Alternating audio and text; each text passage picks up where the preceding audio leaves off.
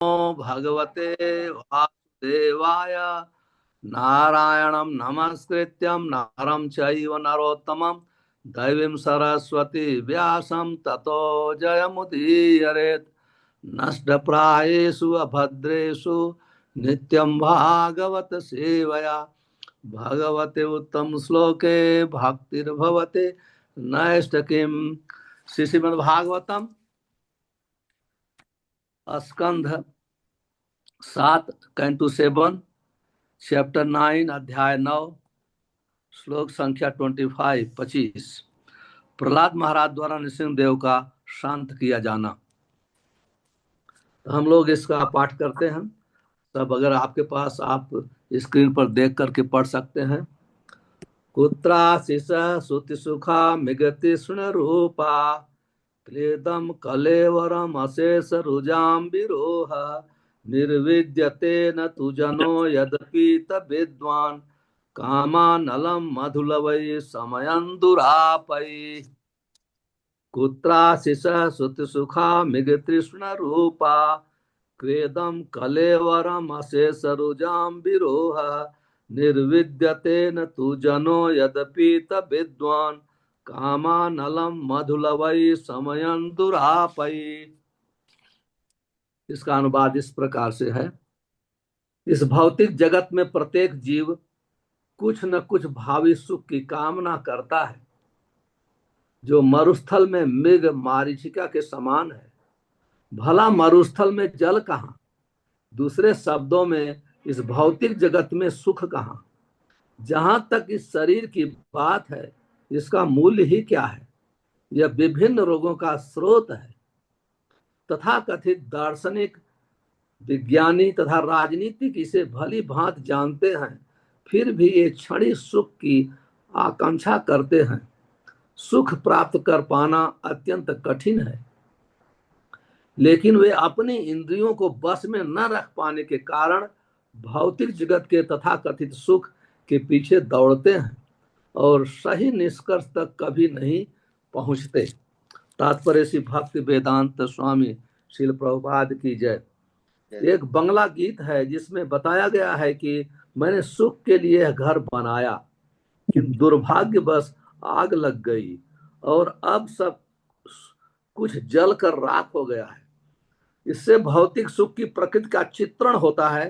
प्रत्येक व्यक्ति इसे जानता है, फिर भी वह कुछ न कुछ मोहक बात सुनना या सोचना चाहता है। दुर्भाग्यवश काल के साथ उसकी सारी योजनाएं ध्वस्त हो जाती हैं। ऐसे अनेक राजनीतिज्ञ हैं जिन्होंने साम्राज्य श्रेष्ठता तथा विश्व नियंत्रण की योजनाएं तो बनाई, किंतु कालक्रम में उनकी सारी योजनाएं तथा साम्राज्य, यहाँ तक कि राजनीतिज्ञ स्वयं भी नष्ट हो गए।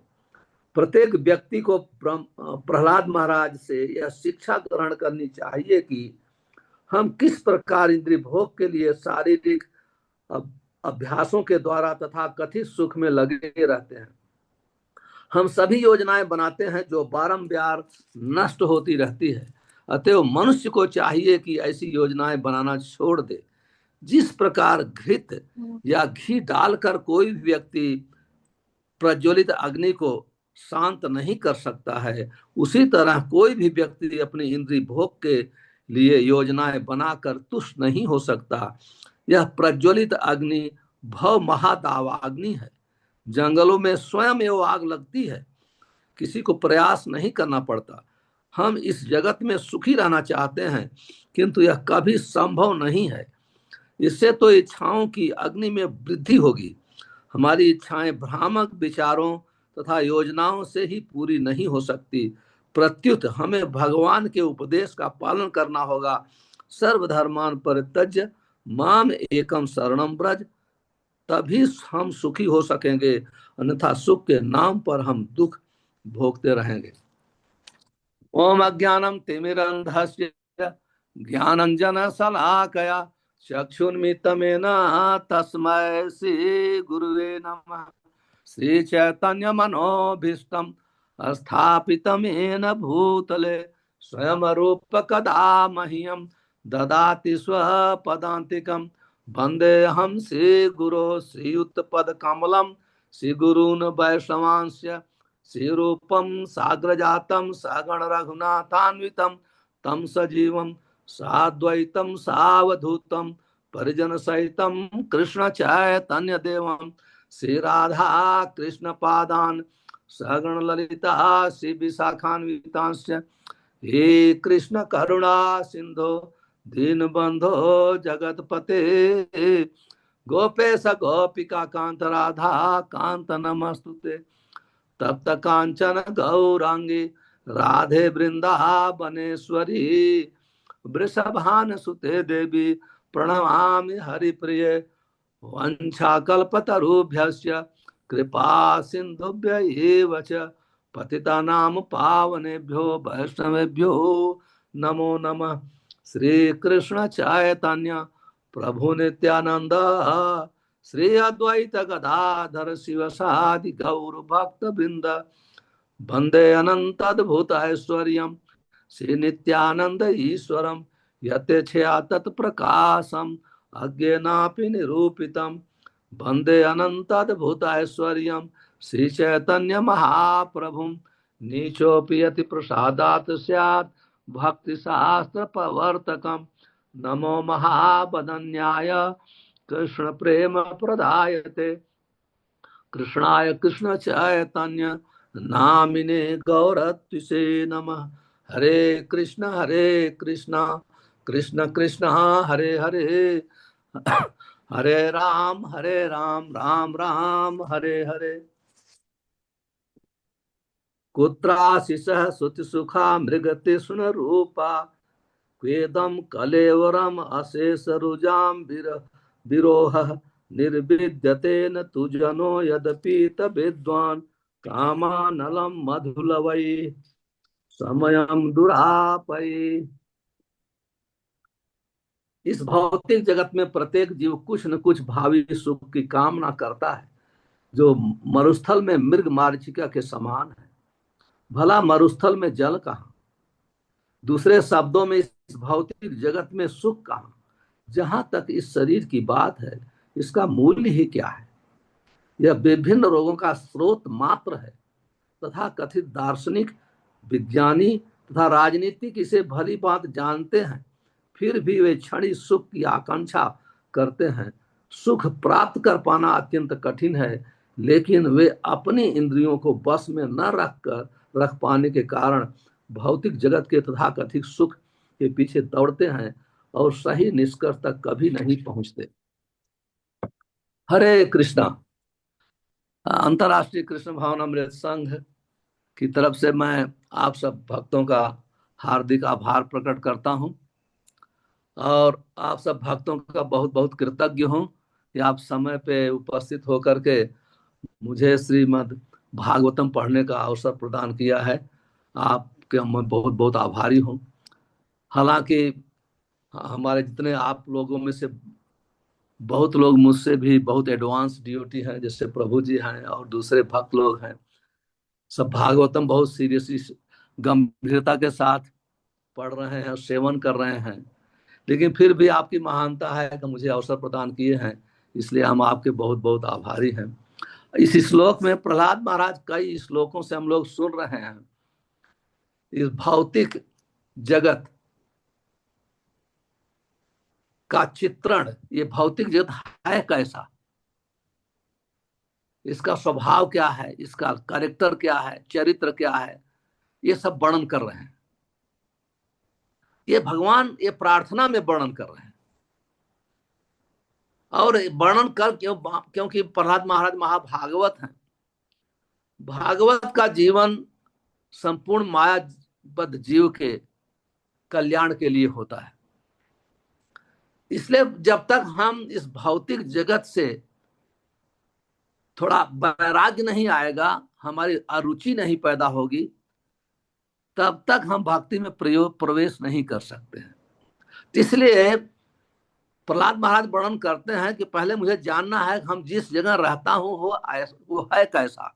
इसलिए प्रहलाद कहते हैं, कुत्र आशीष सुत सुखा मृग तृष्ण रूपा। ये लक्षण बता रहे हैं कहते हैं यहाँ जो है कुत्र आशीष, आशीष का आशीर्वाद। तो यहाँ हम लोग बहुत आशीर्वाद में मानते हैं, धनम देहि रूपम देहि जन्म देहि, स्वर्ग में स्थान प्राप्त करने का आशीर्वाद चाहते हैं। फिर तो कहते हैं श्रुति सुखा, ये आशीर्वाद कानों से सुनने में बहुत सुंदर लगता है, बहुत ही सुंदर लगता है। जैसे वेदों में आशीर्वाद है, दूसरी जगह भी आशीर्वाद है। तो जब हम वो आशीर्वाद उसको सुनते हैं, देवताओं की पूजा में आशीर्वाद है, तो वो जब सुनते हैं तो वो बहुत अच्छा लगता है कानों के। लेकिन केवल कानों को अच्छा लगता है, लेकिन वो है अच्छा नहीं है। तो आशीर्वाद का फल कैसे है? कहते हैं मृग तृष्ण रूपा। जैसे मृग है, हिरन है, डियर है, वो मरुस्थल में वो दौड़ता है, उसे पानी चाहिए, लेकिन वो देखता है कि वो सूर्य की रोशनी से लगता है वहां पानी मिल जाएगा, वहां पानी मिल जाएगा, आशा में वो दौड़ता रहता है, अंत में उसकी मृत्यु हो जाती है। ये मृग तृष्णा इसको कहते हैं। तो हमारा जो भी आशीर्वाद यहाँ है, जो सुख का आशीर्वाद है, ये मृग के तृष्णा के समान है। अगर वास्तव में यहाँ अध्ययन किया जाए तो कहते हैं, आप देखिए जो भी हमारे पास है वो अंत में हम उसको छोड़ते ही हैं। कोई जो भी हमारे पास जो भी विद्या है, वैभव है, परिवार है, समाज है, देश है, वो सब छोड़ने के लिए बहुत परिश्रम करके हमने उसको बनाया है। इसे शिल प्रभुपाद जी बंगाली कविता का अनुवाद करते हैं, कहते हैं कि बहुत अच्छे से घर बनाया, उसमें आग लग गई। यही बात भगवान कपिल श्रीमद् भागवतम के 3 स्कंद में वर्णन करते हैं। यद यद अर्थम उपादत्ते काले दुखेन सुख हेतवे तम तम धुनोति भगवान पुमान सोचत अर्हति। कहते हैं यद यद अर्थम उपादत्ते, कहते हैं हम बहुत परिश्रम से, संपत्ति धन कमाना आसान नहीं है। इवन बहुत योग्य व्यक्ति बनने के लिए कितने साल लग जाते हैं, कितने सालों लग जाते हैं। और एक तो धन कमाना आसान नहीं है, फिर धन मिल जाए उसको संभालना भी आसान नहीं है। और जब धन मिल जाता है तो धन केवल अहंकार का जन्म देता है। हम अपनी स्वाभाविक जो पहले की स्थिति को भूल जाते हैं, तो उससे हम अधिक दूसरों को दुख देते हैं, दूसरे का अपमान करते हैं। तो कहने करते हैं धन से दोष ही ज्यादा होता है। हम श्रीमद् भागवतम में पाएंगे, जो दसम स्कंध में नलकूबर के उदाहरण में नारद जी कहते हैं, देखो ये कुबेर के बच्चों को धन ने अंधा बना दिया है। तो यही कहते हैं कि ये जो यहाँ का सुख है, चाहे जैसा भी सुख हो, कहते हैं कि कलेवर मसेज रुजाम विरोह है। कहते हैं ये तो इतना दुख है, ये शरीर, पहली बात आप किसको सुख देते हैं? ये शरीर को। और कहते हैं शरीर तो सुखों का समुद्र है, इतना ज्यादा सारी दुखों का, इतना ज्यादा दुख है। केवल जो दुख हमको मिलता है केवल शरीर से मिलता है। और शरीर जब कहते हैं तो शरीर में 10 इंद्रियां, 5 ज्ञान इंद्रिया, 5 कर्म इंद्रिया, मन, तो मन भी सम्मिलित है इसमें। कहते हैं मन भी इसमें कहते हैं रुझान मतलब रोग, इतने रोग, बड़े बड़े महान भक्त ये शरीर का वर्णन हमेशा करते हैं। वर्णन है, इदम शरीरम सत्संग जर्जरम पतंत अवश्यम परिणाम पेशलम किम औषधिम पृक्षत मूढ़ मते कृष्ण रसायनम पीव। किंग कुलशेखर लिखते हैं, ये शरीर जो है आप खुद अनुभव कर सकते हैं, वो लिख रहे हैं। हम लोग अगर ध्यान से सोचें, ये शरीर के माँ के गर्भ से लेकर के और पैदा होने तक कितना कठिन है। इसके बाद इस शरीर को पालन पोषण करना, ये करना कितना तकलीफ है। और शरीर का गति क्या है? डेस्टिनेशन पतंत अवश्यम, इसका पतन होगा, पतन होगा। आप देखिए आजकल तो ये अधिक वर्णन करने की आवश्यकता नहीं है। हर आदमी के टेबल पे 25 साल का हो, 30 साल का हो, 40-50 का, टेबल पे मेडिसिन तो पड़ी ही रहती है। पहले के लोग तो वृद्धावस्था तक मेडिसिन नहीं लेते थे। मेरी माँ अपने जीवन में कभी दवा खाई नहीं। अभी नैरोबी में कल मुझे एक व्यक्ति 70 ईयर्स के ओल्ड मिले, बोले कभी आज तक दवा मैं नहीं लिया। तो आजकल तो आप देखिए दवा के बगैर तुम्हारा जी, दवा का अर्थ है मर जाए। तो कहते हैं यहाँ बहुत सुंदर वर्णन करते हैं, कहते हैं ये कलेवरम, ये हमारा जो कलेवर है, शरीर है, तो रोग ही रोग है, दूसरा कुछ नहीं है। और इसमें कितना भी वर्णन किया जाए हम लोग देखते हैं, तो ज्यादा वर्णन करने की आवश्यकता नहीं है।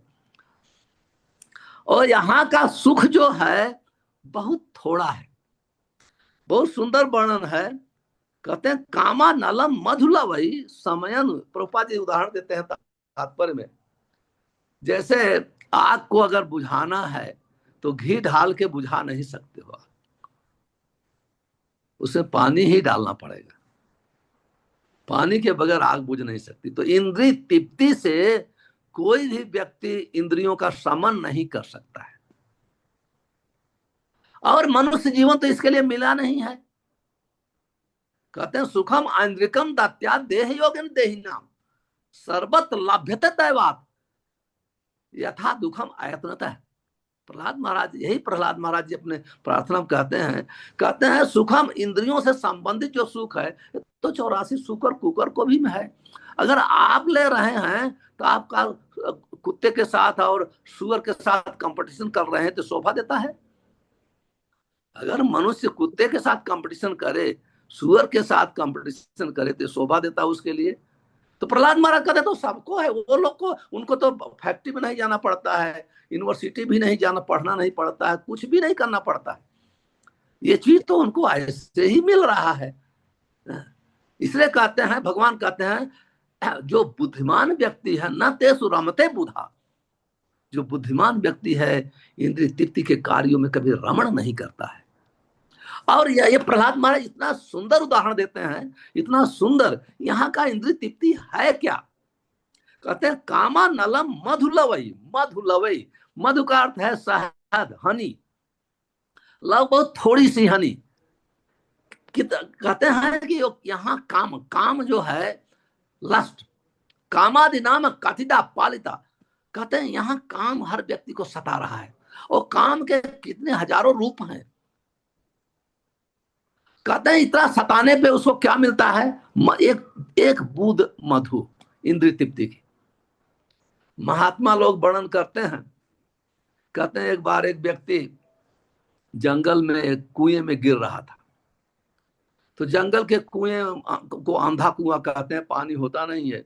जब पानी नहीं होता है तो उसमें सर्प अंदर अपना घर बना लेते हैं, और कुएं के दीवार पे, वाल पे थोड़े थोड़े झाड़ियां उग जाती हैं। तो व्यक्ति जैसे अंदर गिर रहा था तो झाड़ी को पकड़ लिया, तो रुक गया, और नीचे वो कुएं के नीचे सर्प है, और वो झाड़ी को चूहे काट रहे हैं, चूहे काट रहे हैं, चूहे थोड़ा थोड़ा काट रहे हैं। और वो वृक्ष के, कुएं के ऊपर एक पेड़ है, वृक्ष है, बट वृक्ष है, उसमें मधु, शहद लगाया है, हनी, हनी कॉम्ब। तो वो एक एक बूंद गिर रहा है, वो जीभ निकाल के वही वो उसके जीभ पे पड़ता है, तो इतना उसको अच्छा लगता है, वो भूल जाता है नीचे सर्प कुएं में है, ऊपर वो जो टहनी को पकड़ा है वो चूहे काट रहे हैं। लेकिन केवल इंद्रिय तृप्ति उदाहरण के दिया जाता है इसके लिए कि हम इंद्रिय, हमारा जैसे दिन रात, दिन और रात, हम 24 घंटे हमारे उम्र से कट रहा है, लेकिन हम भूल जाते हैं थोड़ा सा इंद्रिय सुख में आकर के, थोड़ा सा इंद्रिय सुख में आकर के कंप्लीटली भूल जाते हैं। श्रीमद् भागवत में वर्णन है, उदयम अस्त्रम च नसव आयु हरति वै पुंसाम उदयम आसन न। कहते हैं हमारी उम्र सूर्य के उदय अस्त के अनुसार 24 घंटे निकलती है। हम लोग सेलिब्रेशन करते हैं, हम 50 साल के हो गए, 60 साल, आदमी ज्यादा उम्र होती है तो उसका सेलिब्रेशन और अच्छा होता है। ऐसे ये तो रोना चाहिए। कुछ 70 ईयर उसकी उम्र कम हो गई है, अभी जल्दी मृत्यु के। मान ली कोई बच्चे सेलिब्रेट करे तो माना जाए, लेकिन 80 साल का व्यक्ति, 90 साल का व्यक्ति सेलिब्रेट करता है। तो यही कह रहे हैं, जो इंद्री एक बूंद है, लव थोड़ा है, जैसे हनी जीभ पे पड़ता है उसको बहुत आनंद आ रहा है, वो भूल जाता है चूहे हमारे काट रहे हैं उस लकड़ी को जिसको पकड़ा हूं, और नीचे सर्प है। थोड़ी देर में अगर चूहे काटेंगे तो अगर बच भी गया तो नीचे सर्प लोग हमको काट लेंगे, मर जाऊंगा। तो यही है। तो अगर देखा जाए सारांश में इसके, तो वास्तव में प्रभुपाद जी कहते हैं ना कि ये संसार में है ही नहीं दुख, सारी सुख है ही नहीं, दुख ही दुख है। तो अगर हम सुख को खोजना हमारी अज्ञानता है, तो क्या करना चाहिए? सर्वधर्मान परित्यज्य मामेकम शरणम ब्रज। प्रभुपाद जी उदाहरण देते हैं कि सब धर्म को छोड़कर कृष्ण की शरण लेना चाहिए। और हम पहले बताए भी हैं पिछले श्लोक में, कृष्ण का चरण एक नौका के समान है, इस भवसागर को पार कर सकता है। अभी हम दूसरा श्लोक पढ़ते हैं। आप दूसरा श्लोक पे जाते हैं, श्लोक नंबर 27। नैसाम परावर मतिर्भवतो अनुस्यात् जंतोर यथात्म सुहृदयो जगतस्तथापि संसेवया सुरतरोर युवते प्रसाद सेवान रूप उदयो न परावरत्वम। इसका अनुवाद इस प्रकार से है, हे भगवान, आप सामान्य जीवों की तरह मित्र था शत्रु।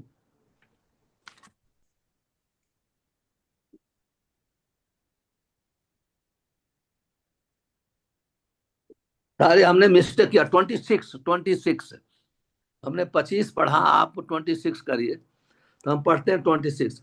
क्वाहम रजा प्रभव ईश तमो अधिकेस्मिन् जाता सुरेतर कुले तवानुकंपा न ब्राह्मणो न तु भवस्य न वैरमाया यन्मेर पिता शिरसी पद्म कर प्रसाद। इसका अनुवाद इस प्रकार से है, हे प्रभु, हे परमात्मा, कहाँ घोर नारकी रजो था तमोगुणी परिवार में उत्पन्न हुआ मैं, और कहाँ आपकी अहेतु की कृपा जो ब्रह्मा जी, शिव जी या लक्ष्मी को भी प्राप्त नहीं हो पाती। आप कभी भी इनके सिरों पर अपना हाथ नहीं रखते, किंतु आपने मेरे सिर पर हाथ रखा है। बहुत सुंदर प्रार्थना है। प्रहलाद महाराज का ये श्लोक से वो असीम नम्रता का पता चलता है। ये भक्तों में एक जो भगवान कृष्ण के जितने भी भक्त होते हैं, ये गुण सर्वोपरि है, वो नम्रता। अगर नम्रता उनमें नहीं है तो कहने का भक्ति नहीं है। तो ये भक्तों में विद्वता का कोई ध्यान नहीं देता है, और दूसरे भी कला है, बोलने की कला का भी कोई ध्यान नहीं देता है, क्योंकि ना तो विद्वता से, ना तो बोलने की कला से, न किसी ढंग से भक्ति में कोई प्रवेश नहीं कर सकता है। तो भक्ति में प्रवेश केवल नम्रता के द्वारा होता है। तो प्रहलाद महाराज इतने महान भक्त हैं, जो कि अपने समक्ष उन्होंने देखा कि भगवान नृसिंह देव जब इतने उनका क्रोध हिरण्यकश्यपु के वध करने के बाद शांत नहीं हुआ, यहाँ तक कि ब्रह्मा का साहस नहीं हुआ, शिव जी का भी साहस नहीं हुआ, यहाँ तक कि उनकी अर्धांगिनी लक्ष्मी का भी साहस नहीं हुआ कि आगे बढ़कर उनके क्रोध को शांत करें। ये प्रहलाद महाराज अपनी आंख से देखे हैं। और प्रहलाद महाराज ने कहा भी, मन ने धनाधि रूप सुत सुतौज। हमने पहले मैं मानता था कि जो आदमी बहुत संपन्न है ठाकुर की सेवा कर सकता है, बहुत रूपवान है, गुणवान है, विद्वान है, लेकिन आज मैं पता चला कि भक्ति तो भगवान, किंतु कहते हैं भगवान भक्ति से संतुष्ट होते हैं। भक्ति तो फिर भी भगवान में ये नम्रता है, सॉरी भगवान के भक्तों में, प्रहलाद महाराज में ये नम्रता है। ये नम्रता उनका बार बार श्लोकों में प्रदर्शित हो रही है। तो यहां भी कहते हैं क्वा क्वा अहम रज प्रभव इस तमो अधिक। हालांकि प्रहलाद महाराज ने पहले कहा कि जो भगवान के भक्त होते हैं वो रजोगुण और तमोगुण से प्रभावित नहीं होते हैं, लेकिन फिर भी उनकी नम्रता प्रकट हो रही है। कहते हैं कि कहा मैं, हे भगवान, कहते हैं अस्मिन ये इनमें अर्पिता शिरस पद्म कर प्रसाद। पद्म कर है, पद्म का अर्थ है कमल, कर का अर्थ है हाथ। आपने अपने कमलवत हाथ को हमारे सर पे रखा, और मैं हूं कैसा? कहते हैं कि को हम राजा प्रभु, मैं तो रजोगुण और तमोगुण का में, जो कि असुरों का ही लक्षण है, तो भी आप अपने महान हैं कि हमारे सर पे आप कमलवत रखा। और ये हाथ न ब्रह्मा के सर पे कभी नहीं गया, न भवस्य, कहते हैं शिव के सर पे भी ये हाथ नहीं गया कभी। आपने महादेव शिव के सर पे हाथ नहीं रखा है। ब्रह्मा, भगवान ने ब्रह्मा से हाथ मिलाया पर उनके सर पे हाथ नहीं रखा।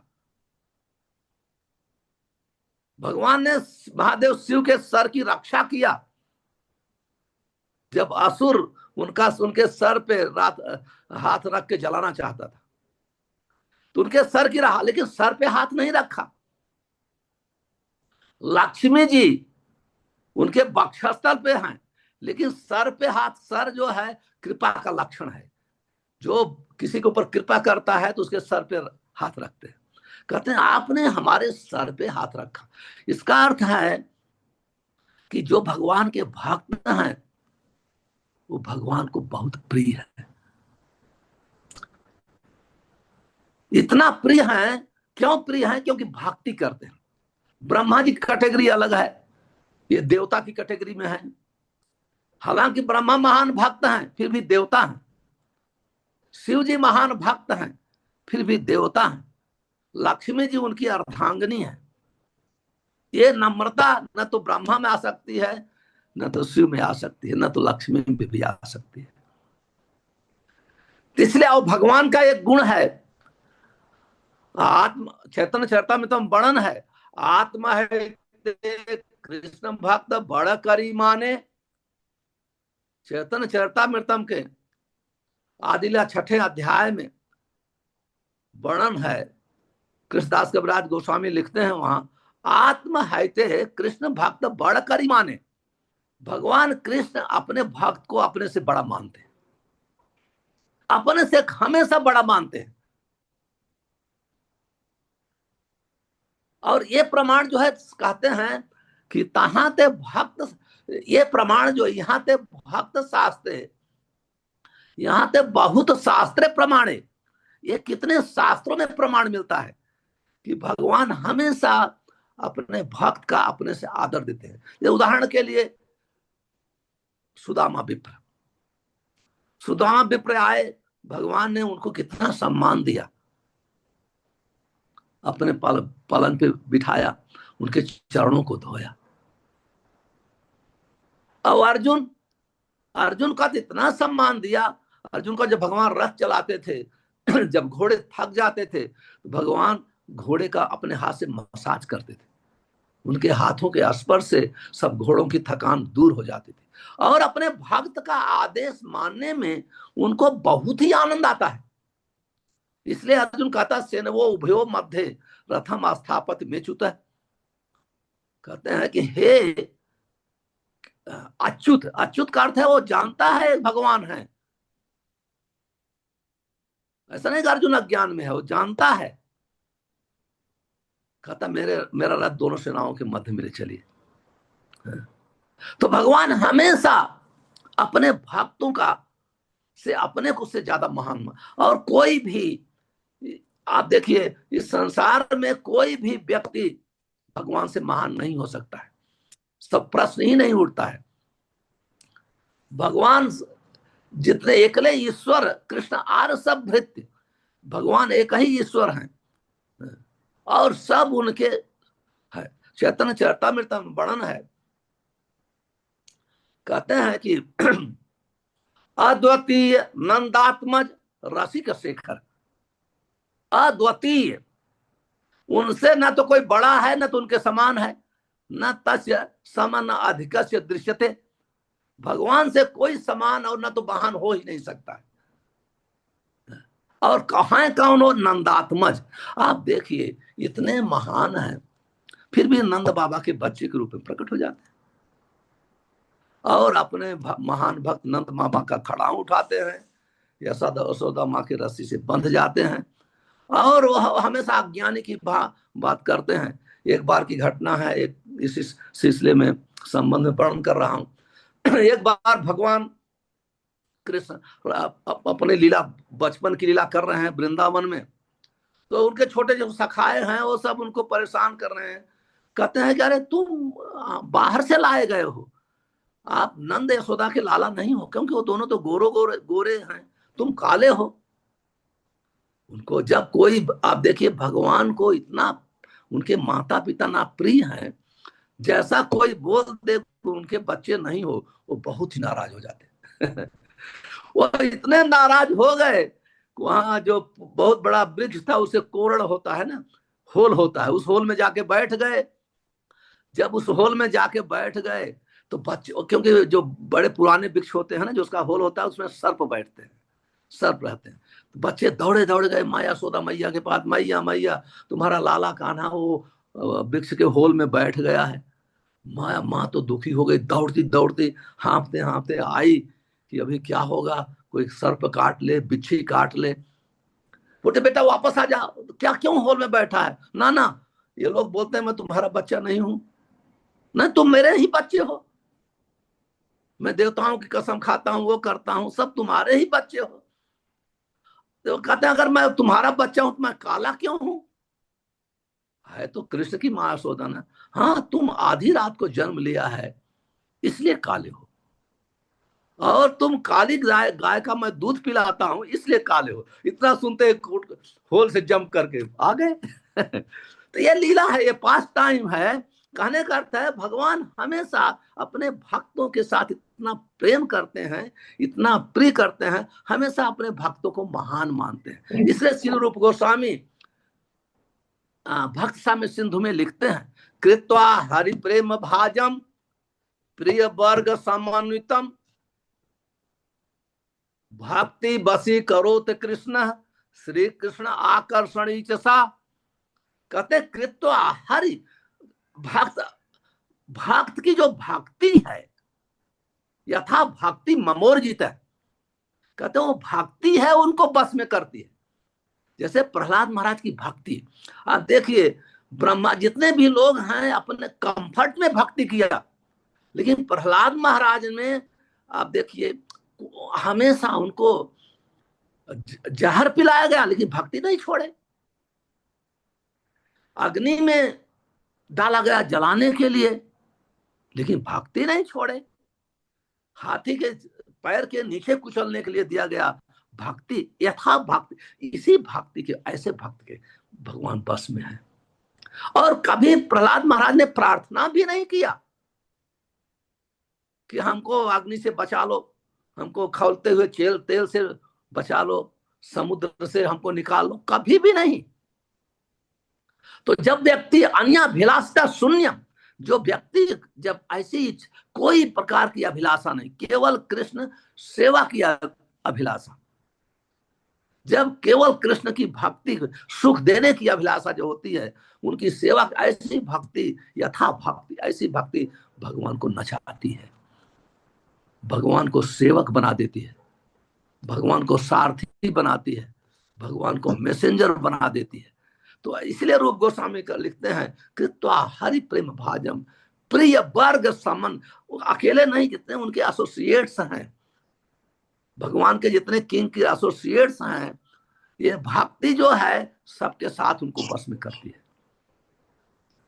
और कैसी है भक्ति? कृष्ण, जब कृष्ण सबको बस में करते हैं लेकिन भक्ति उनको अब भक्ति की देवी हैं, भक्ति की देवी राधा रानी है।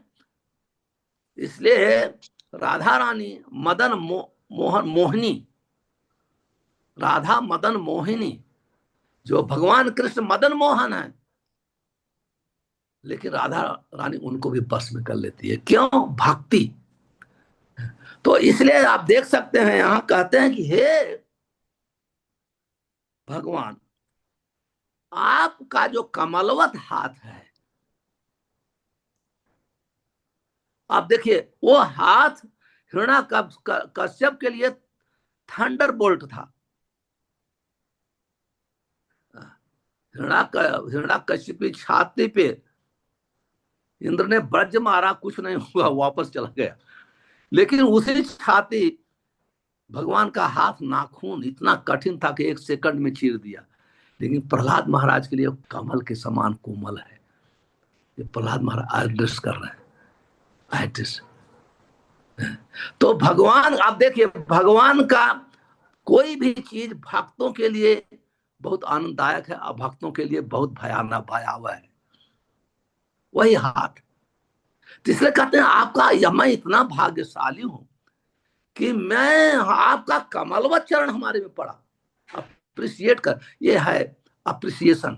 भक्त हमेशा भगवान को अप्रिशिएट करना चाहिए, हमेशा, कि आपकी वजह से मेरा नेक्स्ट सांस चल रहा है, आपके कारण हमारा अपने जीवन में, नहीं तो हम लोग योग्य ही नहीं है, आपने हमको योग्य बना दिया। तो इसलिए प्रहलाद महाराज, ये भक्ति का एक अंग है। तो इसलिए प्रहलाद महाराज ऐसी प्रार्थना कर रहे हैं कि, और श्रीमद् भागवतम वर्णन है कि न तथा में प्रियतम है। भगवान स्वयं कहते हैं न तथा में प्रियतम आत्मयोनि न शंकर, न च संकर्षण न च श्री न यो आत्मा यथा भगवान। कहते हैं जो हमारे भक्त इतने प्रिय हैं, उद्धव के प्रति भगवान कहते हैं, ये श्लोक बोलते हैं उद्धव के प्रति 11वें स्कंध में 14 नंबर के अध्याय में कहते हैं कि हे उद्धव, कहते हैं मेरा भक्त इतना मुझे प्रिय है, न तो आत्म, जो स्वयं आत्मयोनि ब्रह्मा को कहते हैं, बगैर माँ बाप के, बगैर उन्होंने जन्म लिया, कहते हैं कि वो भी, ब्रह्मा भी मुझे इतने प्रिय नहीं है, न तो महादेव शिव ही प्रिय है, और न तो मेरा जो संकर्षण को बलराम, जो मेरा दूसरा शरीर है संकर्षण, वो भी उतने प्रिय नहीं है, और लक्ष्मी भी जो हमारे वक्षस्थल पर हैं, वो भी इतनी प्रिय नहीं है जितना आप मुझे प्रिय हो। हमारे भक्त इतने प्रिय होते हैं। आप देखिए यहाँ भक्त वत्सलता, इस श्लोक में प्रहलाद भगवान की भक्त वत्सलता का भी वर्णन है कि अपने भक्तों के लिए भगवान सब कुछ त्याग देते हैं अपनी भक्त की रक्षा के लिए। ये आप श्रीमद् भागवतम, महाभारत आदि ग्रंथों से हम, इसलिए यहाँ ये जब हम लीलाओं को सुनते हैं तो हमारा मन भक्ति में अधिक लगता है, झुकाव होता है। इस सुनने का यही फायदा है। जब हम ये भगवान के गुणों को सुनते हैं, जब भगवान के गुणों को सुनते हैं, तो चैतन्य चरितामृतम वर्णन है, कोई व्यक्ति यदि भगवान के गुणों को सुनता है, भक्ति किए बगैर नहीं रह सकता है। ये भगवान इतने गुण हैं उनमें कि जब हम इन गुणों को सुनते हैं कि ये अपनी भक्त, कहते हैं अज्ञेय स्वभाव, जो अज्ञानी है, अज्ञेय स्वभाव भक्त निंदा करे, ईश्वरेर स्वभाव भक्त निंदा साहित्य न पारे। कहते जो अज्ञानी लोग होते हैं हमेशा भक्तों का, अरे भक्त लोग आलसी होते हैं, हरे कृष्णा बोलते रहते हैं, कोई काम नहीं करते हैं, इनसे तो मानव समाज के लिए क्या कल्याण होगा, ऐसे बोलते हैं, निंदा करते हैं। ये जो अभक्त होते हैं उनका ये स्वभाव है। लेकिन ईश्वरेर स्वभाव भक्त निंदा साहित्य न पारे। भगवान का स्वभाव है अपने भक्त की निंदा को कभी सहन नहीं कर सकते। ये भक्त वत्सलता है। तो जब हम भगवान की भक्त वत्सलता को सुनते हैं तो हम शुद्ध भक्ति करना चाहते हैं। क्योंकि ये भाव प्रकट होता है जब हम शुद्ध भक्ति के मार्ग में प्रवेश करते हैं। शुद्ध भक्ति, जब तक हम शुद्ध भक्ति नहीं करते हैं तब तक हम ये सब लक्षण हमें भी नहीं प्रकट होंगे, और दूसरे में प्रकट होंगे भी तो हम देख नहीं सकते हैं। तो प्रहलाद महाराज भगवान के शुद्ध भक्त हैं, और आप समझ सकते हैं इतने शुद्ध। कभी भी प्रहलाद महाराज ने अपने भाग्य की प्रशंसा किया, लेकिन कभी नहीं को वर्णन है कि मैं इतना महान हूं, इतना महान। हाँ, तो भक्त लोग भगवान के भक्ति के कारण भक्ति जब करते हैं तो अपने भाग्य की प्रशंसा करते हैं कि हमारा कुछ तो भाग्य है, भगवान का साधु संग मिला है, प्रभुपाद जैसे हमको आचार्य मिले हैं, प्रभुपाद जैसे इसको सोसाइटी मिली है, तो जहां हर चीज हम क्लियर स्पष्ट रूप से समझ सकते हैं, नहीं तो बाहर तो बहुत मुश्किल है। तो इस प्रकार से तो प्रहलाद महाराज की ये प्रार्थना बहुत सुंदर है। और श्रील प्रभुपाद जी भी मध्वाचार्य का उदाहरण देते हैं, अपने तात्पर्य में लिखते हैं, श्रील मध्वाचार्य की टिप्पणी है कि ब्रह्मांड जननी लक्ष्मी जी को वैसी कृपा प्राप्त नहीं हो पाई जैसी प्रहलाद महाराज को प्रदान की गई, क्योंकि यद्यपि लक्ष्मी जी परमेश्वर की नित्य संगिनी है, किंतु भगवान अपने भक्तों पर अधिक कृपालु रहते हैं। ये मध्वाचार्य लिखते हैं। दूसरे शब्दों में भक्ति इतनी महान है कि जब निम्न कुल में उत्पन्न व्यक्ति भी भगवान की सेवा करते हैं तो वह उन्हें स्वीकार होती है, और उसे वे लक्ष्मी के द्वारा की गई सेवा से बढ़कर मानते हैं। स्वर्ग लोक में वास करने वाला, ये लास्ट पैराग्राफ है, लास्ट पैराग्राफ।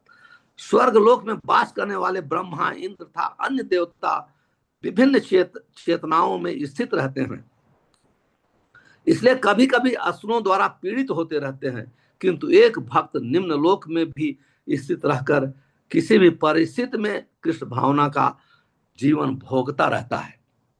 तो आप देखिए, कहते हैं यहाँ प्रभुपाद जी देते हैं कि कहते हैं कि ब्रह्मा जी और जितने भी देवता हैं भक्त हैं, पर वो देवलोक में रहते हैं, तो वहां के प्रभाव से प्रभावित होने के कारण दुख और सुख का अनुभव करते हैं। लेकिन भक्त जो है वो त्रिगुणातीत है, तीनों गुणों से ऊपर है। इसलिए श्रीमद् भागवतम में वर्णन है, नारायण पराणा कश्चित कुत न बिभति स्वर्गे अपवर्गेषु नरकासु तुल्य थे। कहते हैं जो भगवान नारायण के पारायण है, मतलब सरेंडर किया है। इसलिए मैं हमेशा कहा करता हूं, भक्ति एक विज्ञान है। जैसे हम साइंस कोई वैज्ञानिक से जाके सीखते हैं लेबोरेटरी में, ऐसे ही भक्ति को सीखते हैं। जब तक हम भक्ति एक साइंस है, जब तक हम सीखेंगे नहीं ये कभी तब हम केवल भावुक बनेंगे, भक्त नहीं बनेंगे, हम भावुक बनेंगे। तो ये क्योंकि जब तो आदमी भावुक बनता है तो भक्ति नहीं कर सकता है, वो मेंटल प्लेटफॉर्म पे होता है वो भाव। तो इसलिए जब हम भक्ति एक वैज्ञानिक सीखते हैं, भक्त के संग में सीखते हैं, तत्विधि प्रणिपाते न परिप्रश्न सेवया उपदेशंत ते ज्ञानम ज्ञानिन तत्वदर्शिन। कहते हैं उपदेशंत, जब जब जब तक हम उपदेश, बहुत सुंदर वर्णन है चैतन्य चरितामृतम में, वर्णन है कि कहते हैं काम क्रोध दास हना तार लाठी खाए भ्रमिते तबे कौन साधु वैद्य पाए। तार उपदेशे मंत्रे मायर पलाए कृष्ण भक्ति पाए तबु कृष्ण निकट जाए। ये इंपॉर्टेंट शब्द मैं वर्णन कर रहा हूं, तार उपदेश मंत्रे। जब हम किसी न किसी ढंग से हम एक साधु वैद्य कहते हैं जो दवा देता है, जो भक्त जो है तो उपदेश जो देता है, उपदेशक, इंस्ट्रक्शन। जब हम ऐसे उपदेश देने वाले भक्त को का संग मिलता है तो कहते हैं उसके उपदेश से अज्ञानता दूर होती है। माया का अर्थ है अज्ञानता। और उपदेश और मंत्र बताता है, उपदेश देता है, मंत्र बताता है। उपदेश भगवद गीता का उपदेश देता है, भागवतम का उपदेश देता है, मंत्र क्या बताता है? हरे कृष्ण कृष्ण कृष्ण हरे हरे, हरे राम, ये मंत्र बताता है। तो क्या होता है, तो कहते हैं कि तार उपदेश मंत्र, वो अज्ञानता दूर होती है। जब अज्ञानता दूर होगी तभी हम भक्ति कर सकते हैं। कृष्ण भक्ति पाए तब वो कृष्ण निकट जाए। जब हम कृष्ण की भक्ति करते हैं और तभी हम भगवान के साथ संबंध स्थापित कर सकते हैं, उनके पास जा सकते हैं। यही भगवान कहते हैं कि जो मेरा भक्त है मेरे प्रवेश तुम च मेरे मेरे धाम में प्रवेश कर सकता है, मुझे मेरा ज्ञान प्राप्त कर सकता है। भक्त्या माम या अभिजानति यावन अस्य तत्वतः ततो में हम ततो तो ज्ञानता ज्ञात्वा, वो मुझे तत्व से समझ सकता है, मेरे धाम में आ सकता है, मेरे पास आ सकता है। तो ये उपदेश बहुत इंपॉर्टेंट है और मंत्र इंपॉर्टेंट है।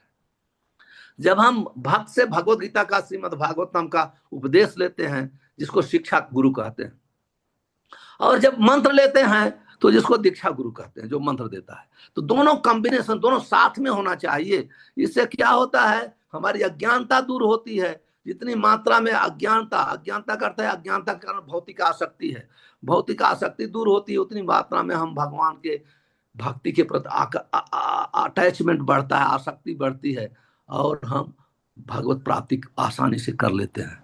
तो इसी के साथ मैं आज की कथा का समापन करता हूँ। अभी 7-8 मिनट समय बाकी है, तो किसी के पास कोई प्रश्न है तो पूछ सकते हैं। मैं एक श्लोक और लेने वाला था पर नहीं ले। बहुत बहुत धन्यवाद प्रभु जी। जिसके पास भी प्रश्न हो प्लीज जूम से अपना हाथ उठा ले, तो फिर हम बारी बारी से सबको अवसर दे सकते हैं। अभी स्टार्ट करने के लिए प्रभु जी चैतन्य के पास एक प्रश्न था। चैतन्य चैतन्य तो हमारे शिक्षक हैं, तो कैसे प्रश्न कर सकते हैं? वो Prabhupada जी ने he said in one of the purpose के we have to we have to stop plan making which are repeatedly frustrated. So how can I apply this as well as like because for once I need to do my studies and start working, I'm going No, to plan making. study plan making, there means going, you should not make plan to go to heavenly planet, to upper planetary systems, not performing sacrifice, yajnas, all these things. Material education, Prabhupada was himself was educated, his father was great Vaishnava. So Vaishnavas, they don't neglect material education. They don't plan, they don't take material education to go to heavenly planet. That is meaning. It is clear? Yes. They don't make, you are not studying, your devotee should not make plan, okay, I have to study, become doctor, engineer, a PhD, whatever, for sense gratification. That is called planning. So therefore, vidyam se avidyam se, material education and spiritual education must be side by side.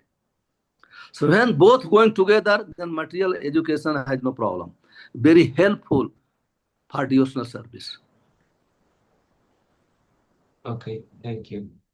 Thank you. Clear? Thank you. I tried to answer your question. Yeah, now it's clear. Thank you. बहुत अच्छा प्रभु ji, thank you. Thank you. और हरे कृष्णा गुरु महाराज, दंडवत प्रणाम। हाँ, पूछिए।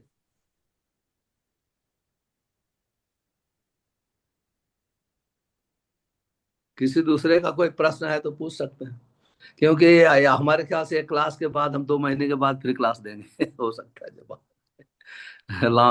बहुत लंबा break होगा।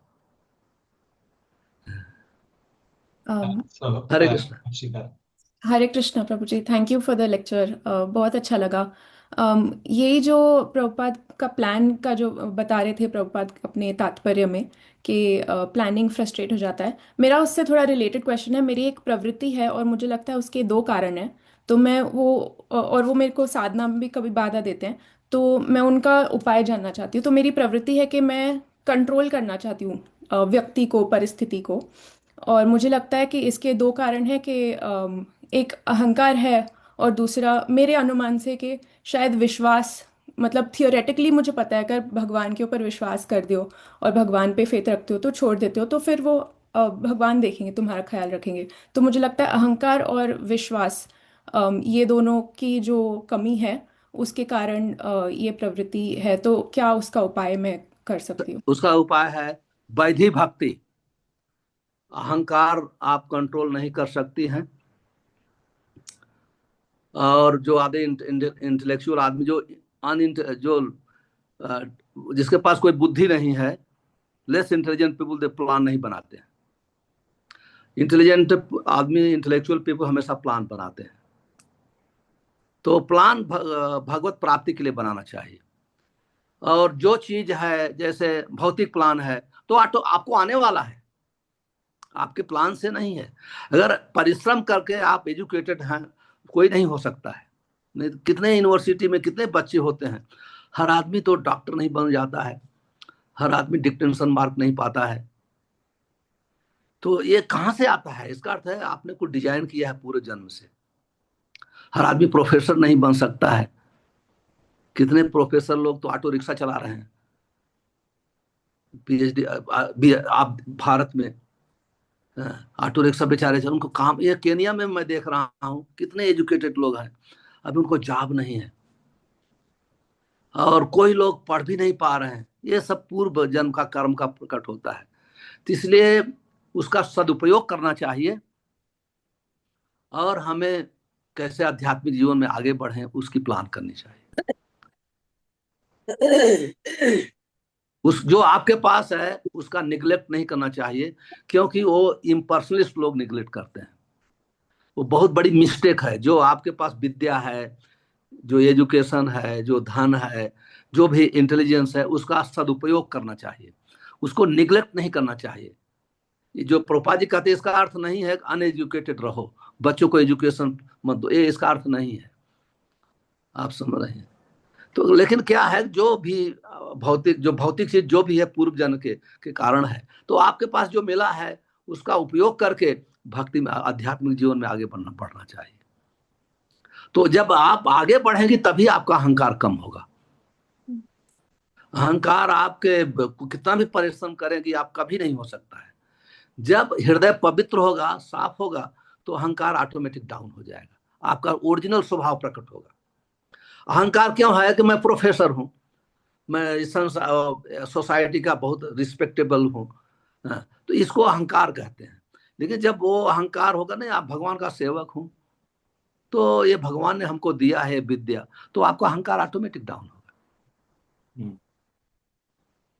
क्या हमारे, आप तो अपने एजुकेशन के समय पढ़े देखे होंगे, बहुत लोग बहुत अच्छे बच्चे भी होंगे आपसे अच्छे, और कम भी होंगे, और कभी जो आप सोचते हो कि मुझसे अच्छा है, लेकिन वो कभी बेचारे, उनको नौकरी भी नहीं मिली होगी। अब ऐसे अपने विषय में भी देख सकती हैं, दूसरे का एग्जाम्पल भी देख सकते हैं। तो हमें उसका उपयोग करना चाहिए। जैसे आप अभी आपके तो अच्छा, आप भागवतम पढ़ रही हैं राधिका रमन प्रभु से, तो ये तो बहुत अच्छी बात है, आप तो राइट ट्रैक पे हैं। जो ओके, ठीक है, धन्यवाद। Thank you. दीपक प्रभु। हरे कृष्णा महाराज जी, दंडवत प्रणाम। हरे कृष्ण। हाँ दीपक जी, कैसे हो? हाँ, बढ़िया बढ़िया सलाम, महाराज सब जी। ठीक है? हाँ, सब ठीक है महाराज जी।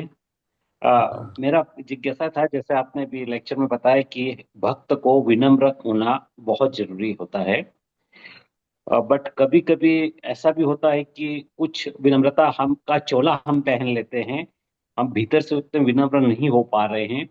तो हमें इस दोष को या इस चीज को इस पे कैसे कैसे हम नाप सकते हैं कि हम सही में विनम्र हो रहे हैं? कभी कभी वो चोला पहनने वाला व्यवहार भी, हमें ऐसा लगता है कि हम सिर्फ चोला पहने हुए हैं विनम्रता का, तो हम उससे उस चोले से कैसे बचें, उसके लिए कुछ आपकी टिप्पणी पहले करें? तो है कि समझ गए आपका प्रश्न। विनम्रता का अर्थ है हाँ। अपने टीचर की आज्ञा का पालन करना। जब अपने जो हाँ टीचर हैं जो आपको शिक्षा दे रहे हैं उनकी आज्ञा का हाँ पालन करेंगे, इसका अर्थ है आप विनम्रता के रास्ते पे हैं। तो उनका आज्ञा पालन करते करते करते करते हृदय पवित्र होगा, तो आपको नाटक करने की जरूरत नहीं है कि आप विनम्र हैं। ऑटोमेटिक नम्रता आती है, ये दिखाने की बात नहीं है। तो विनम्रता का अर्थ होता है आज्ञा का पालन करना। शिक्षा गुरु का, दीक्षा गुरु का जो भी शिक्षा दे रहा है उसकी आज्ञा मानना, उसको विनम्र कहते हैं। जो विनम्र नहीं है वो आज्ञा नहीं मानता है, वो चैलेंज करता है। हरे कृष्ण, थैंक यू। ठीक है, ठीक है ठीक है ठीक है, आप बिल्कुल दीपक जी सही। आप संतुष्ट हैं? हाँ बिल्कुल, मैं संतुष्ट हूँ प्रभु जी। आवाज आ रही मेरी? हाँ ठीक है, हाँ मैं समझ गया, सुन लिया। तो हाँ, उत्तर से संतुष्ट हैं इसलिए पूछ रहा मैं हूँ। बिल्कुल मैं संतुष्ट हूँ कि हम आज्ञा कैसे पालन कर रहे हैं। आज्ञा को यदि हम आज्ञा का पालन नहीं कर रहे जैसे हैं और हम कुछ कर हाँ, रहे हैं जैसे तो वो प्रभुपाद जी विनम्र लिखते हैं 16 माला का जप करना। हाँ हाँ हाँ हाँ हमारे प्री इमिनेंट शिक्षा गुरु हैं। तो हाँ हाँ आगे नम्रता का अर्थ है कि हम उनको, हाँ प्रभुपाद जी कहते हैं कृष्ण परम भगवान है। नम्रता का हाँ अर्थ है उनकी बात को मान लेना। हमारी हाँ, समझ में नहीं आए, पूरा कन्विंस नहीं है, हम्म। भले हम शिव जी को भक्त मान रहे हैं, उनके भगवान मानते हैं, ब्रह्मा को मानते हैं, देवी देवताओं को भी मानते हैं, लेकिन अगर नम्रता करते हैं हमारे टीचर गुरु बोल दिए नहीं कृष्ण परम भगवान है, तो मान लेना है। धीरे धीरे हम कन्विंस हो जाएंगे जब भक्ति के रास्ते पे चलेंगे। ठीक ठीक, धन्यवाद, थैंक यू महाराज। अमृता खेली, पुरुषोत्तम। Hare Krishna Prabhuji. हाँ Um, Purushottam. I had this one question. You said that in the class that Prahlad Maharaj was doing devotional service even in great difficulty. So, how can we perform devotional service in difficulty? No, Prahlad Maharaj is universal teacher. We should not imitate him. Mm-hmm. So, by the mercy of Krishna, somebody has facility, he can perform devotional service in facility. So, in life, when difficulty will come, then you will be able to perform also. Mm. Whatever facility is given. So, if you are performing, then you will become used to. Devotional service is not affected by facility or not facility.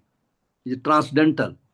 But whatever environment, your environment, you should practice devotional service. And maybe in life, sometime difficulty will come, so you will not able to leave devotional service. You will practice also. Is it okay? Clear? Yeah. This answer really was really nice. So. Thank you. और कोई Yes. प्रश्न है किसी के पास? अब प्रभु जी भारत जा रहे हैं तो मौका नहीं मिलेगा हमें जल्दी, तो कोई भी प्रश्न हो तो पूछ लीजिए, तो हमारा 2-3 महीने काम निकल जाएगा। ना ऐसा, आप तो हैं ही ऐसे। नहीं प्रभु जी, आप हमारा तो आपसे लेक्चर, काम चलता है, आपकी इंस्ट्रक्शन से। आपकी नम्रता है इसलिए आप ऐसे वर्णन कर रहे हैं वो। प्रभु जी आप भारत में कब तक हैं? मैं प्रचार के लिए जा रहा हूँ बस गुजरात में, फिर थोड़ा राजस्थान में जाऊंगा, फिर 22 नवंबर को वापस आऊंगा। अच्छा जी, दिल्ली से आएंगे क्योंकि मैं भी इंडिया जा रही हूँ। पर अच्छा हाँ, मैं दिल्ली नवंबर को जाऊंगी। दिल्ली जाऊंगा, पर दिल्ली 1-2 दिन